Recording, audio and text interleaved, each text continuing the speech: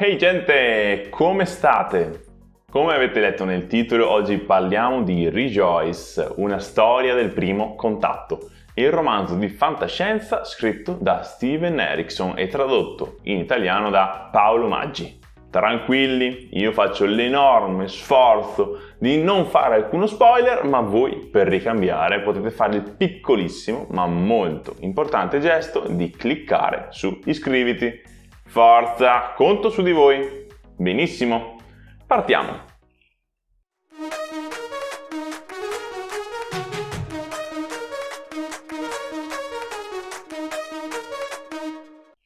Era da un po' che volevo affacciarmi a questo romanzo perché Steven lo conosco molto bene come tanti di voi, ma solo per quanto riguarda il fantasy. Allora ho contattato l'Armenia Edizioni e gentilmente mi hanno spedito questa copia. Grazie mille ragazzi, siete fantastici. Mi sono chiesto cosa potrà mai tirar fuori Erikson con una storia di fantascienza. Se posso darvi un consiglio, non fate l'errore di settorializzare i vostri gusti in base al genere in modo così netto. Fantascienza, fantasy e horror rientrano nel grande calderone dell'immaginario del fantastico. Poi è chiaro che ognuno ha le sue preferenze, ma ad esempio sono molto contento di essere andato oltre questo piccolo scalino affrontando Rejoice. Se pensate di trovare robottoni giganti, viaggi spaziali e raggi laser, non è proprio il libro giusto per voi, vi avviso subito. Si parte con un'idea di base che è pura genialità, aprite bene le orecchie. All'improvviso, sulla Terra arrivano gli alieni per salvare il nostro pianeta da una fine inevitabile. Come lo fanno? Per prima cosa rapiscono una famosa scrittrice di fantascienza canadese di nome Samantha e la portano sulla propria navicella spaziale sopra il globo. In secondo luogo attivano un campo di energia che si risveglia in tutto il mondo con due obiettivi principali: quello di far evacuare le persone dai posti a rischio di estinzione, di distruzione, e quello di far cessare ogni tipo di violenza. Ok, lo so, così debotto quello che vi sto raccontando può spiazzare. Fatemi approfondire, non abbiate questa foga. Gli alieni in pratica hanno visto che il pianeta era in difficoltà a causa della specie umana, per questo hanno deciso di prendere l'iniziativa e tentare di salvare il salvabile. Il campo di forza che hanno creato subito dopo ha delle caratteristiche particolari. Innanzitutto spinge via gli uomini da quelle zone che hanno necessità di essere risanate, per esempio la foresta amazzonica o i ghiacciai. Immaginate di vedere un muro invisibile che sposta migliaia di persone come fossero giocattoli, ma senza far loro del male. Pazzesco! Questo spostamento provoca vere e proprie migrazioni di interi popoli, milioni di esseri umani che sono costretti ad abbandonare le proprie case per trovare spazio a casa di qualcun altro. Incredibile. Ma non è tutto qui. Steven l'ha pensata proprio bene. Contemporaneamente la violenza smette di esistere. Non voglio entrare troppo nei dettagli, ma vedrete questo campo invisibile apparire ogni qualvolta viene sparato un proiettile oppure alzato un pugno. Una roba stranissima, non ho idea di come abbia fatto ad arrivare non solo a pensarlo, ma anche a realizzarlo in questo modo. Genio! Ecco qua, questa è l'idea iniziale, innovativa se vogliamo nello svolgimento, ma niente di nuovo per quanto riguarda la trama generale, perché non è di certo il primo autore che immagina il primo contatto. Le cose che vorrei farvi notare di questo romanzo però sono due. La prima è appunto questa enorme migrazione di popoli che sono costrette dal campo di forza a cambiare casa. Pensate a cosa vuol dire per chi trova la casa invasa da migliaia di persone che sono state letteralmente buttate lì nel proprio giardino e non possono farci nulla, non possono cacciarle, picchiarle, ucciderle. Ricordate? La violenza non esiste più.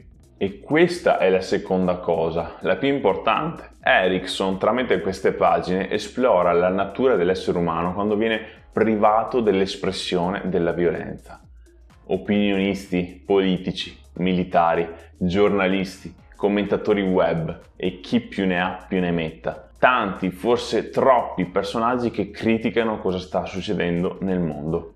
Ma finché Samantha non decide di fare da portavoce per gli alieni, nessuno sulla faccia della Terra è a conoscenza di cosa vogliono questi strani esseri che non si mostrano e si fanno temere da lontano. Inutile dire che ho subito associato gli extraterrestri a delle figure divine che per esempio in Malazan sono molto presenti e ben caratterizzate. D'altra parte un'entità con un potere indefinito e una tecnologia avanzatissima può essere certamente scambiata per una divinità. Un altro tema importante che ritroverete se siete arrivati a leggere la trilogia del Testimone è quella del cambiamento climatico. Infatti questi alieni come primo obiettivo vogliono salvare il pianeta e solo in secondo piano hanno interesse a salvare gli umani. Siamo visti esattamente come una specie di virus che sta infestando il globo e che lo sta soffocando con il numero in continua crescita e quindi con l'inquinamento. L'antropologo che è nell'autore in questo romanzo può uscire allo scoperto e lo si vede in ogni pagina. Posso quasi definire Rejoice come un saggio sul comportamento umano di fronte a una minaccia esterna potente e inflessibile. Uno studio su quello che pensiamo, su come ci comportiamo, sui rapporti tra nazioni e tra individui, messi a dura prova da una situazione completamente fuori portata. Un'analisi sia sull'unico esemplare, sull'uomo appunto come individuo, ma anche come gruppo, come umanità intera. Se vi piace la scrittura di Steven, se vi piace come funziona il suo cervello e magari l'avete già visto all'opera in altri titoli, allora non potete fare a meno di leggere anche questo fantascientifico volume. D'altra parte ha anche dei difetti, come potete immaginare da ciò che vi ho detto finora. Di azione ce n'è poca, le cose si muovono lentamente e il fatto di avere molti punti di vista rallenta molto la narrazione. La trama procede con calma perché ci si concentra più sull'aspetto filosofico dei fatti che accadono. Diciamo che la filosofia e la psicologia che in Malazan apprezziamo tanto, qui trovano una dimensione ancora maggiore, trovano più spazio di manovra e certamente più rilevanza. Giudizio finale. A me il libro è piaciuto e dovevo leggerlo per conoscere quest'altro aspetto dell'autore, ma ho fatto fatica a proseguire in alcuni punti perché aspettavo qualche scena d'azione che non arrivava, qualche sviluppo avvincente. No, per leggere Rejoice dovete essere concentrati e apprezzare ogni ragionamento che Steven vi offre. In quest'ottica, state sicuri, non rimarrete delusi. Se avete domande o se l'avete già letto e volete dire la vostra, nella sezione commenti potete sbizzarrirvi. Se vi piace quello che faccio, iscrivetevi al canale e condividete questa recensione. Conto su di voi. Ringrazio ancora la casa editrice Armenia per questo romanzo, non solo per avermelo spedito, ma anche per averlo portato in Italia, dando a tutti noi la possibilità di leggerlo. Ottimo lavoro davvero. In descrizione trovate tutti i miei link, comprese 9 pagine Goodreads e Ko-fi, oltre alla lista desideri. Vi auguro di passare un agosto tra ottime risate con un'ottima compagnia divertente. Io mi prendo qualche settimana di pausa per arrivare a settembre carico a bomba. Statemi bene, buone vacanze gente, ciao ciao!